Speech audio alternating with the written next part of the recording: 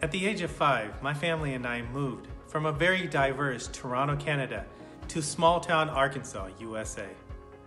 Sounds like a recipe for me to lose my identity, especially being an only child, right? Join us as we discuss how to keep your faith and culture growing up in a city where you are the only Muslim.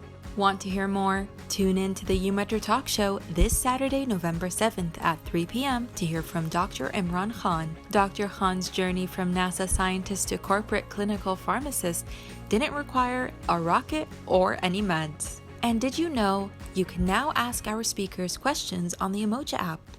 Simply click on the Inspire button on the app home screen, click on the question widget, select the talk show field, and type your question for Dr. Khan. As usual, I'm Fatima Al Sayed, your uMentor Talk Show host.